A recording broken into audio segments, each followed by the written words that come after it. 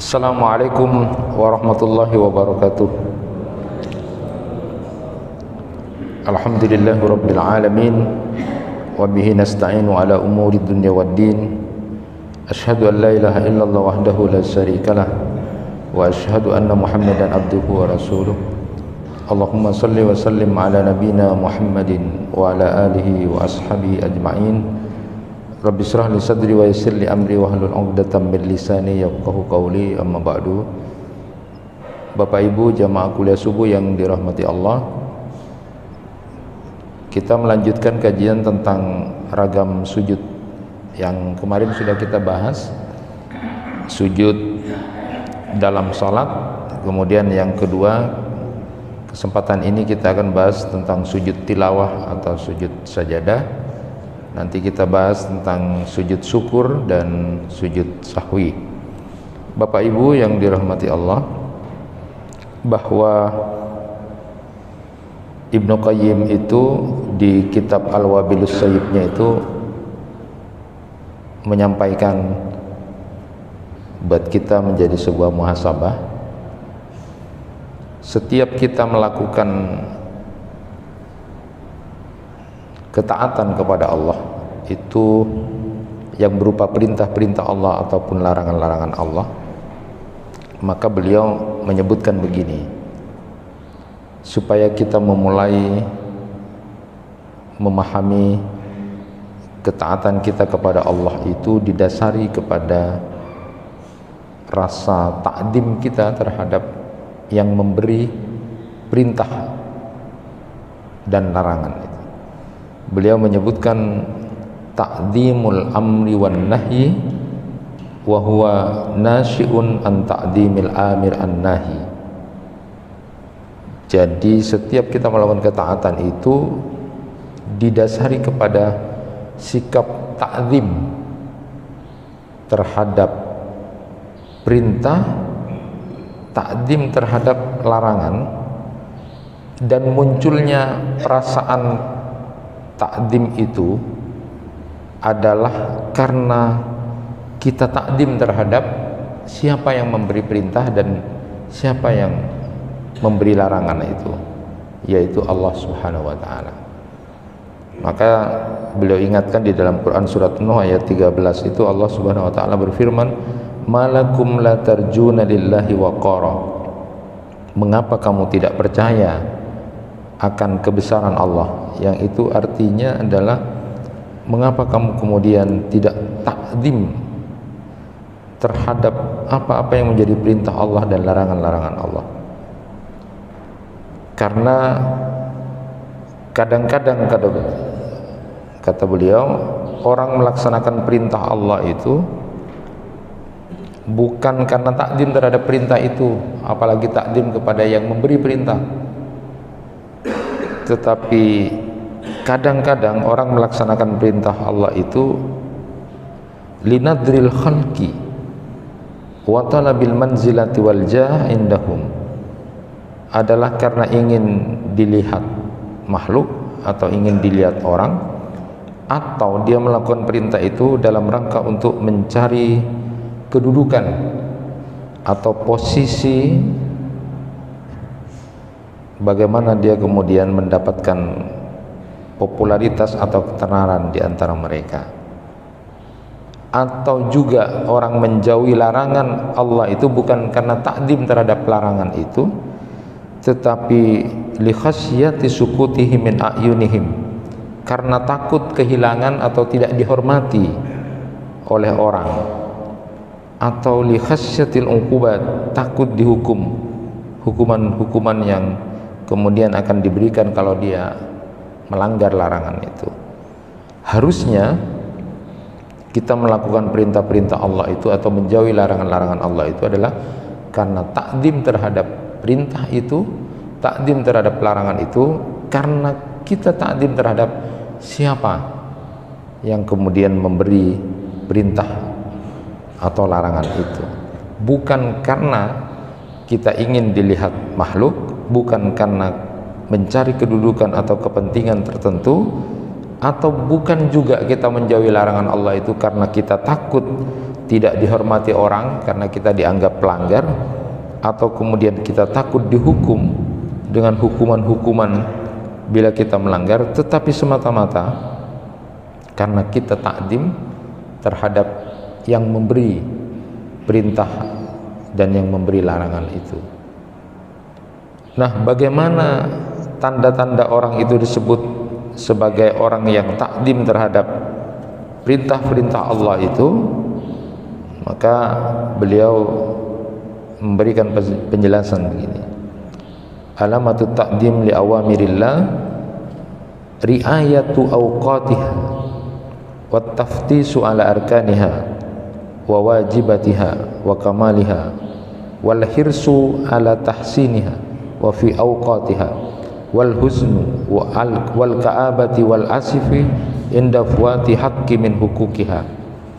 Tanda-tanda orang itu takdim terhadap perintah Allah itu adalah misalnya dia memelihara waktu-waktunya, memelihara rukun-rukunnya, kesempurnaannya, semangat dia melaksanakannya dengan sebaik-baiknya dan tepat waktu dia bersegera, dan dia bersedih, duka, menyesal ketika kemudian mengabaikan salah satu di antara kewajiban yang ada itu.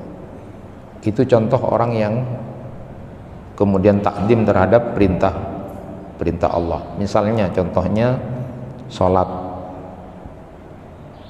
dia akan memelihara waktu-waktu sholat, itu artinya takdim terhadap perintah Allah itu.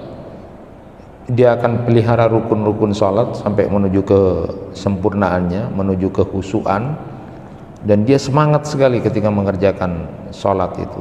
Sebaik-baik waktu, sebaik-baik yang dia bisa lakukan, dia lakukan. Dan dia bersedih, menyesal, duka ketika kemudian tidak bisa melakukan itu. Itulah contoh orang yang takdim terhadap perintah sholat misalnya. Jadi dia berduka, menyesal ketika tidak bisa berjamaah. Jadi buat bapak-bapak, buat kita yang laki-laki ini, minimal kalau seumpama diberikan gambaran oleh beliau Ibnu Qayyim itu, kehilangan 27 derajat, dia akan tidak habis-habisnya untuk kemudian sedih dan menyesal tidak dapat itu. Berbeda orang kepada orang yang tidak takdim terhadap perintah Allah, manakala kemudian tidak bisa jamaah, ya biasa saja. Wa amma alamati ta'zimil manahi, lalu kemudian tanda-tanda orang yang takdim terhadap larangan-larangan Allah itu adalah fal hirsu ala at-taba'ud min mada'iniha wa asbabiha wa ma yad'u ilaiha wa mujanabati kulli wasilatin tuqarribu minha. Adapun kemudian tanda-tanda orang itu takdim terhadap larangan Allah adalah dia punya keinginan kuat untuk menjauhkan diri dari lingkungan penyebab atau hal-hal yang menjerumuskan kepadanya.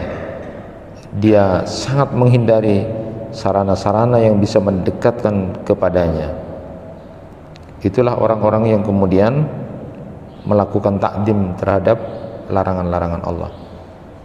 Jadi setiap ketika kita melaksanakan perintah Allah atau menjauhi larangan Allah, maka takdimlah terhadap yang memberi larangan dan yang memberi perintah itu, bukan karena ingin dilihat orang ketika melakukan perintah atau ingin sesuatu dari yang kita lakukan, atau juga bukan karena kita takut tidak dihormati orang kalau melanggar atau kemudian takut dihukum, tetapi semata-mata kita memang takdim terhadap yang memberi perintah dan memberi larangan itu. Jamaah yang dirahmati Allah, salah satu di antaranya adalah sujud kita. Yang sujud sudah sempat kita sampaikan bahwa merupakan tanda dekatnya seorang hamba kepada Allah, posisi model kedudukan paling dekatnya seorang hamba dengan Rabbnya, dengan Tuhannya adalah sujud. Salah satu sujud yang kemudian ada di dalam Al-Quran itu disebutkan nanti adalah dalil tentang sujud tilawah atau sujud sajadah, yang secara istilah di Mu'jam Lughat Al-Fuqaha itu, jadi sujud tilawah itu atau sujud sajadah itu adalah sujud yang dilakukan saat membaca ayat-ayat sajadah dengan sekali sujud sebagaimana sujud dalam salat. Nah, sujud ini dilakukan biasanya baik di waktu sedang salat atau juga di luar salat. Siapa yang membaca atau mendengar sebuah ayat sajadah atau tilawah itu disunnahkan bertakbir lalu bersujud, kemudian bertakbir lagi untuk bangun dari sujudnya.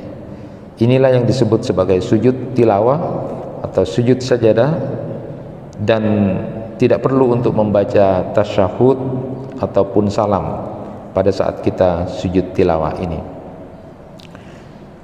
Para ulama fikih itu sepakat bahwa sujud tilawah ini disyariatkan.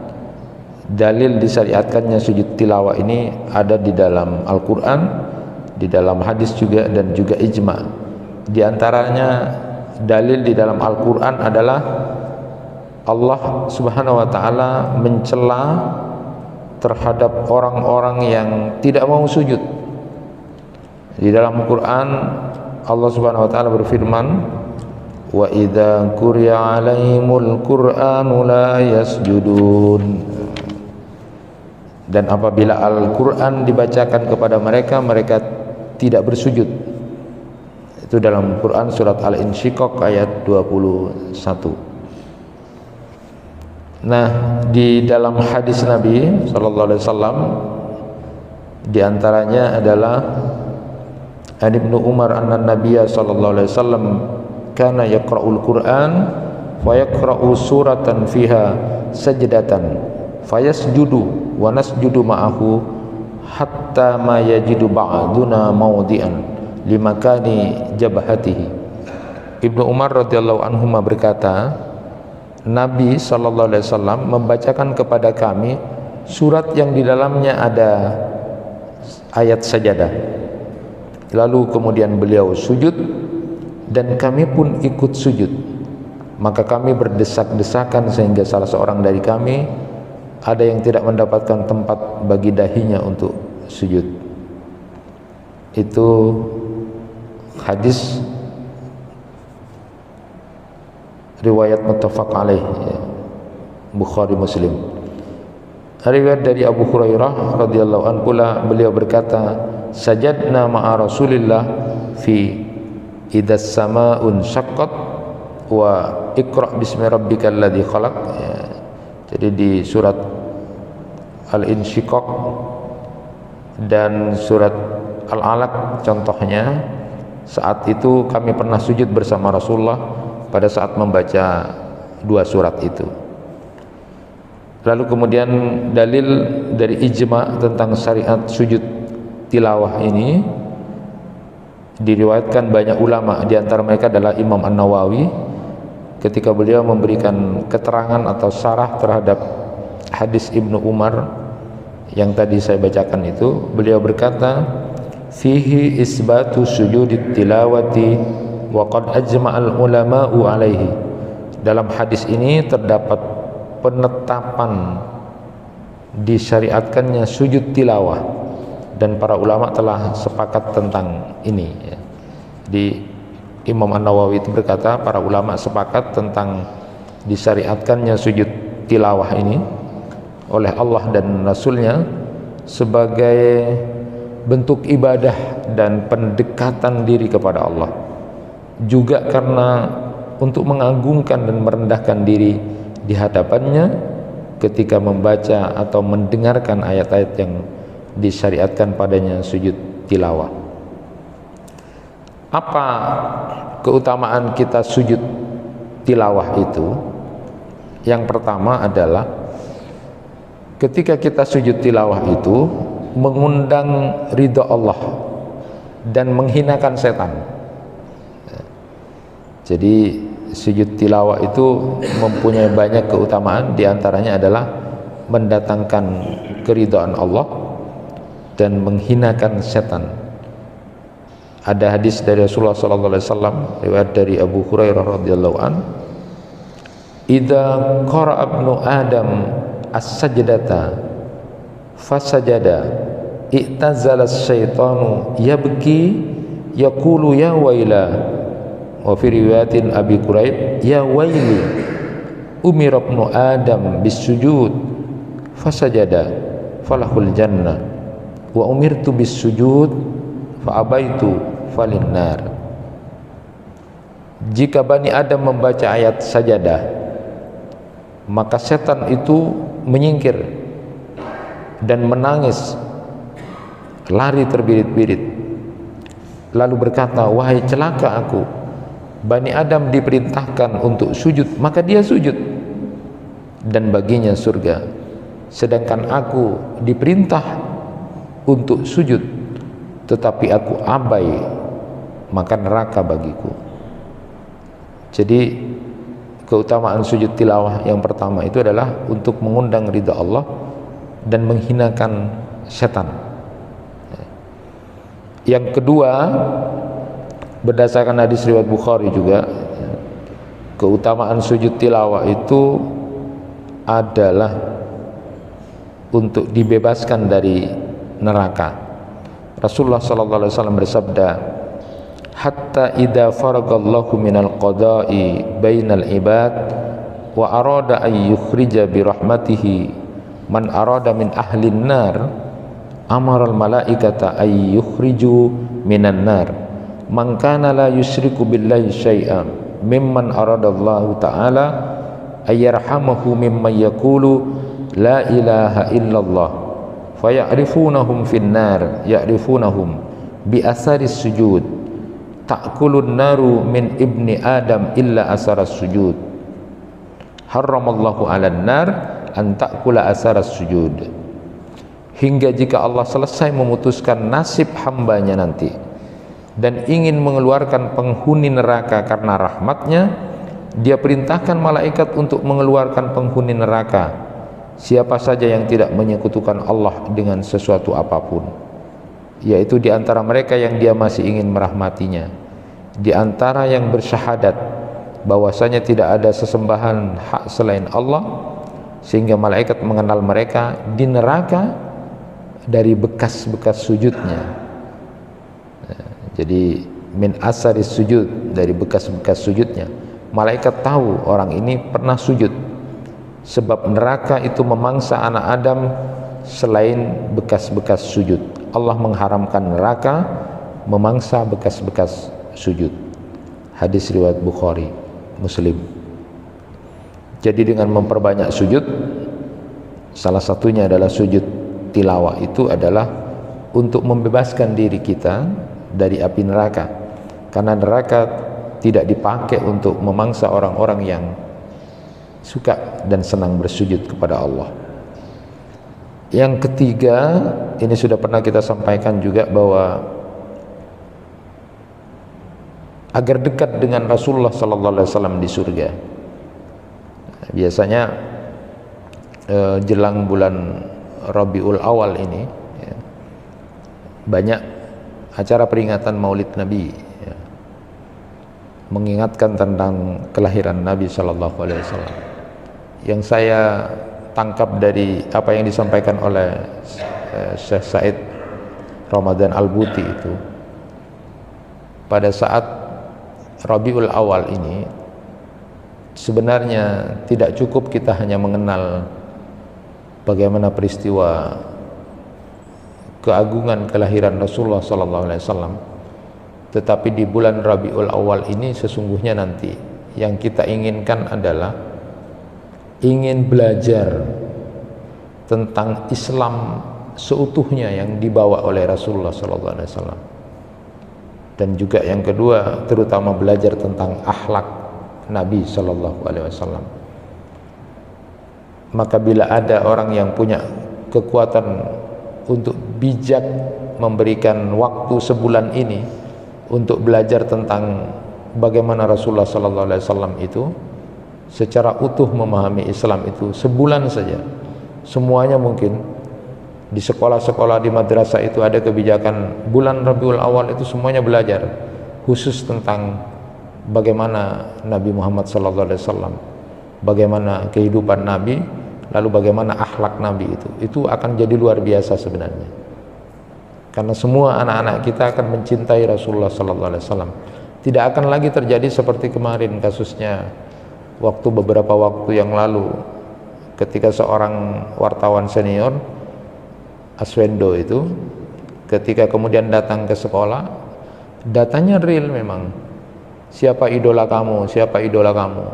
Ada yang mengidolakan pemain sepak bola, ada yang, dan memang ada beberapa segelintir anak lalu kemudian menulis Nabi Muhammad, dan kemudian berdasarkan angket yang kemudian diambil semuanya, lalu justru Nabi Muhammad itu di anak-anak muda itu jadi urutan ke-6. Dan ini adalah sebuah penghinaan, karena seolah-olah metodologi penelitian yang dipakai itu benar, tapi ini sudah tidak tepat, makanya kemudian dihukum. Tapi kemudian yang harus kita jawab sebenarnya, kita kadang-kadang tanya kepada anak-anak kita, itu banyak yang tidak tahu tentang itu. Berapa putri Rasulullah, bagaimana Rasulullah itu, apalagi hampir mereka tidak mengenal. Maka sebenarnya kewajiban kita ini adalah punya usaha untuk mengenalkan tentang sejarah Nabi, kemudian belajar tentang agama secara utuh yang dibawa Nabi Muhammad, paling tidak sebulan di bulan Rabiul Awal ini, dalam rangka untuk menyambut bagaimana kedatangan Rasulullah, tidak hanya sekedar dalam acara seremonial tertentu, tapi betul-betul kemudian diajarkan kepada anak-anak kita sehingga kemudian mereka mencintai Rasulullah sallallahu alaihi wasallam, termasuk mengenalkan akhlak, karena bagian yang kemudian selalu disentil dan selalu diviralkan untuk dibahas di Rabiul Awal itu adalah tentang akhlak Nabi, yang kadang-kadang kita gagal di dalam mempraktekkannya.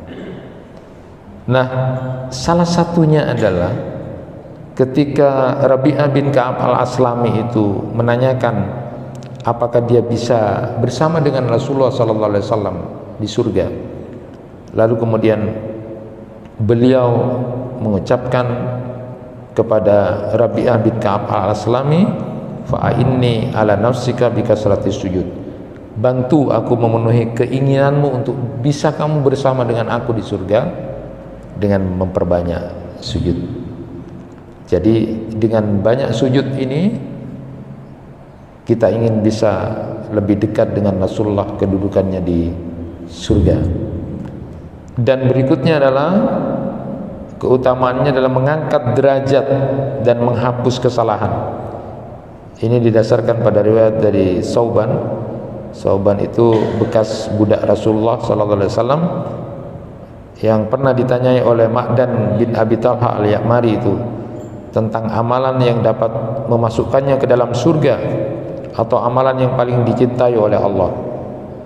Saat kemudian Sauban terdiam hingga Ma'dan bertanya sebanyak 3 kali, kemudian Sauban berkata bahwa dia pernah menanyakan hal yang sama kepada Rasulullah sallallahu alaihi wasallam, lalu beliau menjawab, alaika bikasratis sujud lillah fa innaka la tasjudu lillahi sajdatan illa rafa'akallahu biha darajatan wa hatta anka biha khati'atan. Perbanyaklah sujud kepada Allah, sesungguhnya jika engkau bersujud sekali saja kepada Allah, dengan itu Allah akan mengangkat 1 derajatmu dan juga akan menghapus 1 kesalahanmu. Jadi kembali kepada apa yang disampaikan Ibnu Qayyim, saat kita melakukan perintah Allah, salah satu contohnya ketika kita bersujud kepada Allah, kita takdim kepada yang memberi perintah itu. Lalu kemudian Ma'dan berkata, kemudian aku bertemu dengan Abu Darda lalu menanyakan hal yang sama kepadanya. Abu Darda pun menjawab yang sama seperti jawaban Sauban kepadaku tentang memperbanyak sujud itu. Jemaah yang dirahmati Allah, apa hukum sujud tilawah itu? Jadi walaupun ulama menyepakati bahwa sujud tilawah itu disyariatkan, namun mereka juga berbeda pendapat mengenai hukumnya. Apakah wajib atau hanya sunnah? Sehingga di antara mereka juga ada yang mengatakan wajib hukumnya sujud tilawah itu, dan ada pula yang hanya mengatakan sunnah. Siapa yang mewajibkan bahwa sujud tilawah itu hukumnya wajib? Di antaranya adalah Imam As-Sawri, Imam Hanafi, kemudian Abu Hanifah dan Syekh Ibn Taimiyah. Itu mewajibkan sujud tilawah. Jadi hukumnya wajib menurut pendapat sebagian ulama ini. Mereka menggunakan dalil hadis yang tadi dibacakan, ya, saat setan itu menangis melihat anak Adam sujud tilawah, sebagai dalil wajibnya sujud tilawah. Yang tadi sudah saya bacakan bahwa jika Bani Adam membaca ayat sajadah, maka setan itu menyingkir dan menangis lalu berkata, wahai celaka aku, Bani Adam diperintah sujud, dia sujud dan lalu dia dapat surga. Aku diperintah sujud tetapi aku mengabaikan, maka aku masuk neraka. Jadi menurut para ulama ini, hadis ini merupakan dalil bahwa anak Adam itu diperintahkan untuk bersujud saat membaca atau mendengar ayat sajadah itu, dan perintah di sini adalah mewajibkan. Ada dalil lain juga yang digunakan,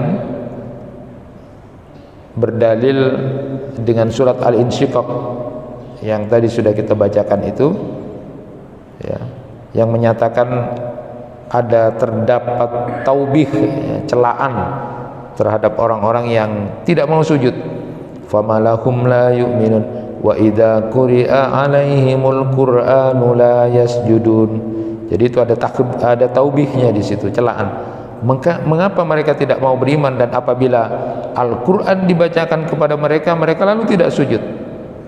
Jadi celaan dalam ayat ini dijadikan dalil, ya, bahwa jangan sampai meninggalkan sujud saat kemudian membaca ayat sajadah itu atau ayat tilawah itu.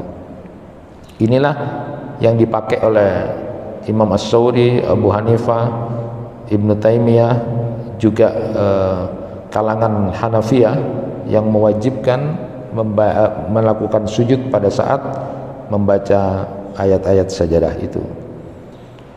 Nah, kemudian secara umum ternyata 3 madhab yang ada, Imam Malik, Imam Syafi'i, dan Imam Ahmad, termasuk juga beberapa tabi'in, Al-Auza'i, Al-Laitsi, dan ulama-ulama lainnya, termasuk dari kalangan sahabat, yaitu Umar bin Khattab, Ibnu Abbas radhiyallahu anhuma, dan Imran bin Husain, itu menyatakan bahwa hukum sujud tilawah itu hanya sunnah, tidak wajib, ya. Apa dalilnya? Mereka kemudian memakai bahwa didasarkan pada apa yang dilakukan oleh Umar bin Khattab. Pernah membaca surat An-Nahl pada hari Jumat, ketika sampai pada ayat sajadah, beliau turun lantas bersujud. Maka kemudian sujudlah manusia pada waktu itu, yang lain juga ikut sujud. Jumat berikutnya beliau membaca lagi surat An-Nahl ini, dan ketika sampai pada ayat sajadah, beliau kemudian tidak sujud. Nah, beliau mengatakan begini setelah itu, wahai manusia, sesungguhnya kita akan melewati ayat sujud atau ayat sajadah. Siapa yang sujud maka dia mendapatkan pahala, dan barang siapa yang tidak sujud maka tidak berdosa.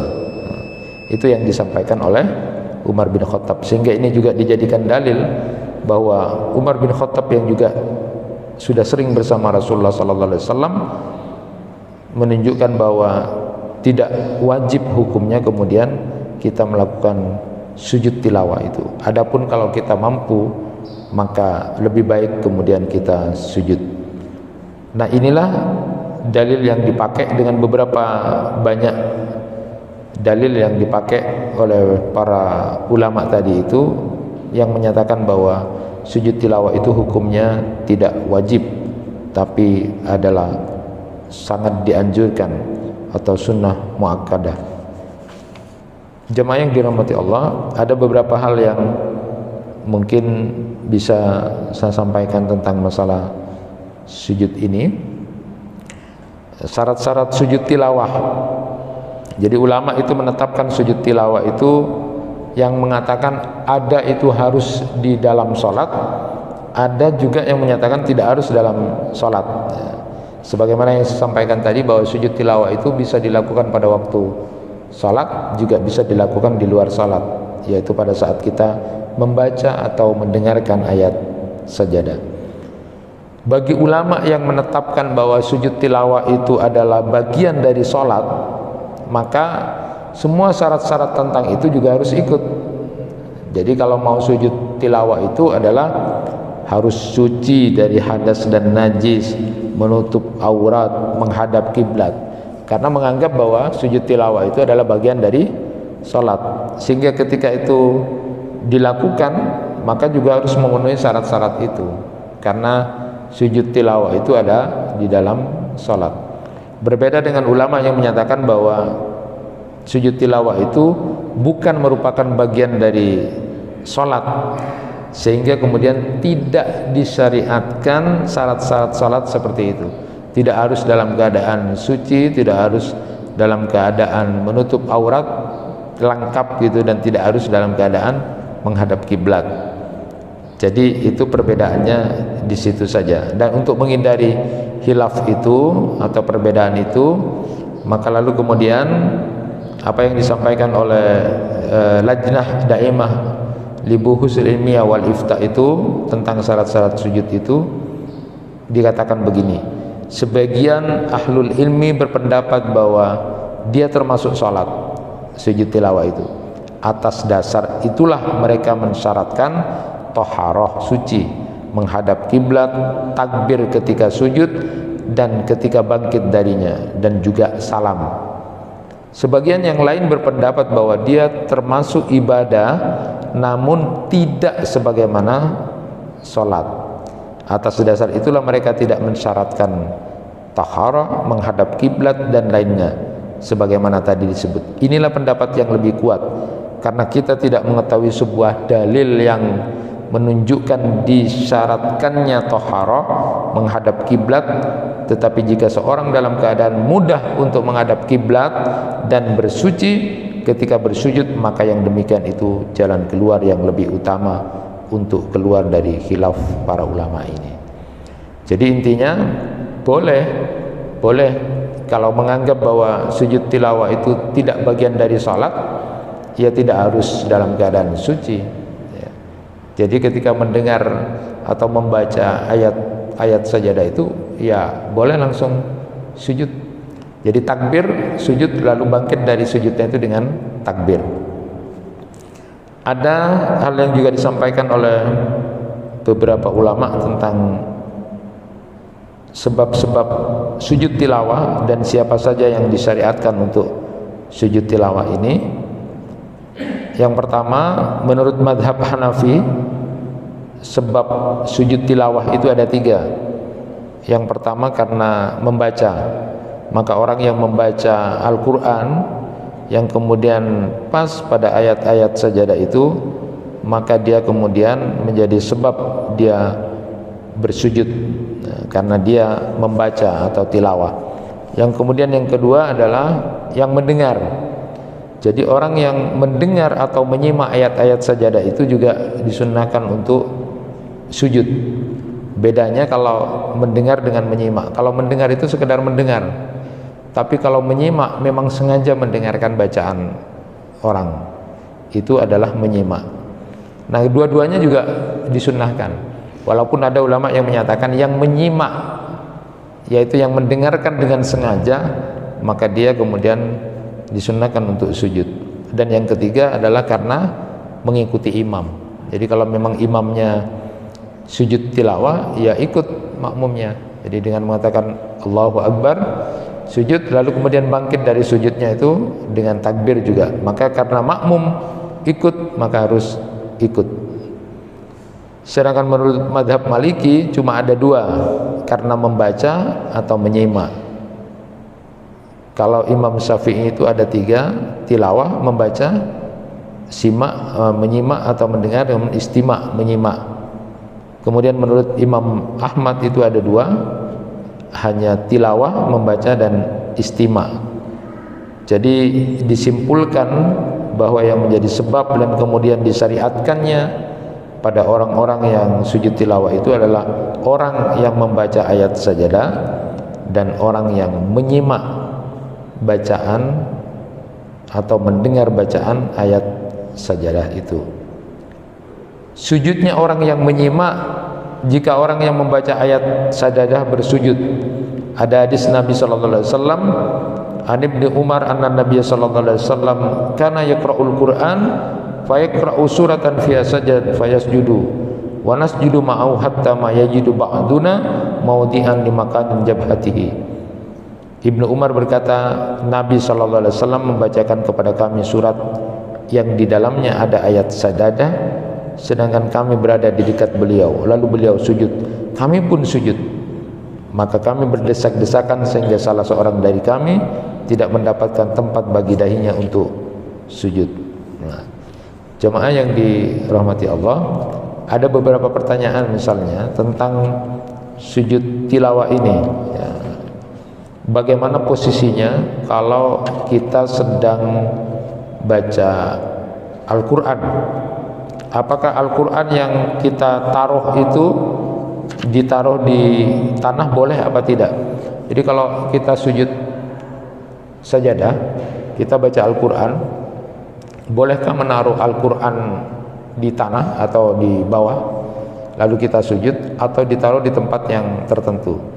Maka ulama menjawab bahwa jika itu tidak mengundang fitnah ditaruhnya di bawah Al-Quran itu, maka tidak apa-apa, tidak ada masalah. Tapi kalau kita kemudian bisa mencari atau menaruh Al-Quran itu di tempat yang lebih tinggi, maka itu juga diperbolehkan dan dianjurkan.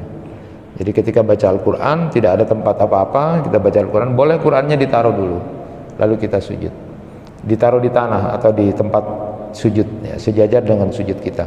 Tapi kalau di situ ada tempat yang lebih tinggi, maka lalu kemudian kita taruh dulu di tempat, misalnya ada meja, kita taruh di situ, itu lebih dianjurkan. Itu kalau kemudian ada pada posisi di luar sholat. Jadi dengan takbir lalu bangkit sujud, lalu kemudian bangkit dari sujud itu dengan takbir pula ya. Ayat-ayat sajadah itu ternyata itu berbeda pendapat ulama dari sisi jumlahnya ya. Imam Syafi'i menyatakan ada 11 tempat saja. Jadi Imam Syafi'i itu ada 11 tempat ayat-ayat sajadah, sedangkan menurut Imam Hanafi itu ada 14 tempat. Menurut Imam Ahmad justru 15 tempat. Jadi ada beberapa perbedaan ulama. Ayat-ayat sajadah yang disepakati ulama itu tadi sudah, yang terpenting adalah 11 ya. Sedangkan yang masih diperselisihkan itu ada sekitar 4 ayat yang masih diperselisihkan. Nah, apa yang dibaca, bacaan pada waktu kita sujud tilawah itu yang kita pakai itu adalah riwayat dari Aisyah radhiyallahu anha ya, bahwasanya di dalam sujud pada waktu malam hari Rasulullah sallallahu alaihi wasallam ketika membaca ayat sajadah itu beliau membaca sajada wajhiya lilladzi khalaqahu wa sawwara wa saqqa sam'ahu wa basarahu bihaulihi wa quwwatihi. Lalu di riwayat Imam At-Tirmizi itu ada tambahan redaksi fatabarakallahu ahsanul khaliqin. Maka doa yang dibaca pada waktu sujud tilawah, yang menurut Sayyid Sabiq itu tidak ada hadis yang sahih tentang doa sujud tilawah kecuali hadis riwayat Aisyah ini. Jadi dipakai lengkapnya itu boleh kemudian digabungkan, sajada wajhiya lilladzi khalaqahu wa sawwara wa saqqa samahu wa basarahu bihaulihi wa quwwatihi fatabarakallahu ahsanul khaliqin. Itu pendapat dari Syekh Sayyid Sabiq ya, bahwa tidak ada riwayat yang paling sahih atau sahih tentang bacaan sujud tilawah itu kecuali riwayat dari Aisyah radhiyallahu anha.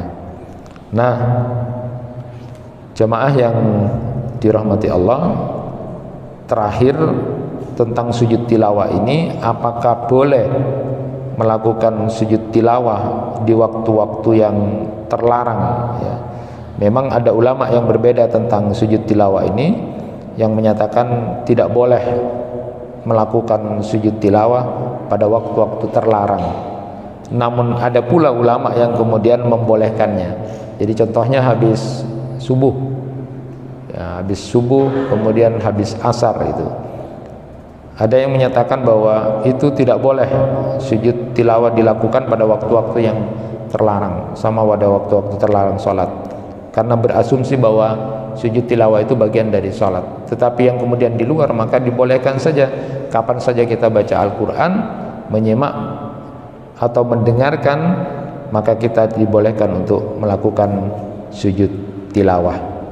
Itu bagian dari hal yang kemudian disampaikan secara sederhana dan singkat tentang sujud tilawah ini. Karena waktunya sudah habis, sudah mepet, maka paling tidak kesimpulannya adalah bahwa orang yang rajin bersujud kepada Allah, salah satu diantaranya adalah ketika dibacakan ayat-ayat sajadah yang tadi tempatnya ada 11, ada yang 14, ada yang 15. Maka saat kita melakukan sujud kepada Allah itu adalah posisi kita ingin dekat dengan Allah Subhanahu wa taala, karena itu adalah posisi yang paling dekatnya seorang hamba dengan Rabb-nya. Allah akan mengangkat derajat dan menghapus kesalahan. Lalu kemudian kita termasuk orang-orang yang nanti mudah-mudahan dengan banyak melakukan sujud, diantaranya adalah sujud sajadah itu, bisa dekat dan bisa bersanding dengan Rasulullah sallallahu alaihi wasallam. Tentu doanya sebagaimana yang diajarkan oleh Ibnu Umar itu, doanya untuk bisa dekat dengan Rasulullah itu, terutama di bulan-bulan ini kita berdoa kepada Allah, Allahumma inni as'aluka imanan la yartad wa na'iman la yanfad wa murafaqata Muhammadin sallallahu alaihi wasallam fi a'la jannatil khuld. Kita bermohon kepada Allah agar iman kita ini tidak sampai murtad sedikit pun. Lalu kita bermohon kepada Allah agar nikmat tidak sampai berhenti. Nikmat tidak sampai berhenti, kita sampai bisa ke surga. Dan kita bermohon agar bisa bersanding bersama, berkumpul juga dengan Rasulullah sallallahu alaihi wasallam di surga yang paling tinggi. Amin ya rabbal alamin. Itu yang bisa disampaikan. Subhanakallahumma wa bihamdika asyhadu an la ilaha illa anta astaghfiruka wa atubu ilaik. Nasrun minallah wa fathun qarib wa basyiril mu'minin. Wassalamualaikum warahmatullahi wabarakatuh.